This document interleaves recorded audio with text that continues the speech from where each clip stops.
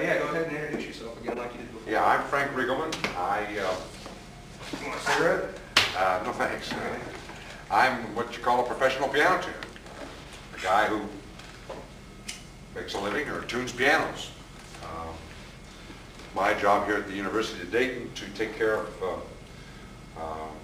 about 33 pianos that they have here in classrooms, and studios, and concert halls. Some of the pianos in the university are tuned on a regular basis. That is, they're tuned twice a year on a contract type basis, usually once in the fall and once again in the spring. Other pianos are tuned more frequently that are used in rooms such as this particular room we're in here, which is a theory room where students study music theory, and therefore the piano must be in as good a tune as possible at all times. And other ones are tuned even more frequently than that, and that is before every concert on the concert stage. At the University of Dayton here on the concert stage, we probably don't do more than 6 to 8 concerts a year, but at a university the size of Indiana University, where they have 290 pianos and 4 full-time technicians, they have one concert hall where the piano has played on it at least 1,000 concerts a year. You figure there are only about 360, that's 3 concerts a day. So the piano technician there at that particular university, who takes care of about 90 of the pianos, and that's one of his pianos, must go every morning at 8 o'clock and tune the piano because that's the only time he can. The rest of the day is being played on. Any repairs and any tuning must be done at that time. Okay. So, how'd you get started? well, I got started in this business about 1975. I was coming from another business which is close to the piano tuning business. That was, I was a musician, a singer, and an actor, and decided I want something a little more steady and get into the piano tuning business, and essentially learned it from my father, who had also done it, had gotten into it the same way. He had been a pianist and an organist all his life, had a business and sold it early and needed something to do, wanted something to do, went to Chautauqua, New York, where he learned to be a piano tuner, and after a few years in the business, then I studied with him.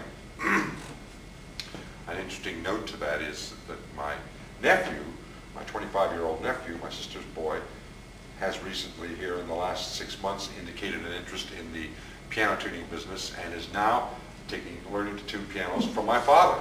So we have kind of a 3-generation type thing going on. Is that how it usually works? Yeah, basically it is. For years and years and years, this business was passed on from father to son.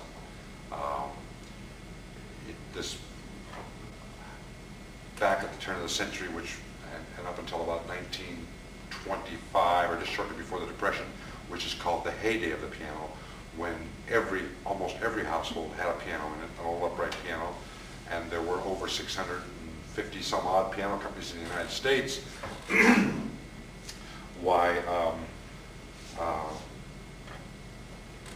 That it was easy to learn this business because there were so many companies around. You could go and you could apprentice and learn the business, and then a lot of people would leave the business and go ahead and become piano tuners on the side or piano rebuilders or whatever it was, and so it was a lot easier. Today, you almost essentially have to learn it from somebody else, like I did, or go to one of the 3 or 4 tuning schools, piano tuning schools, that are in the United States today.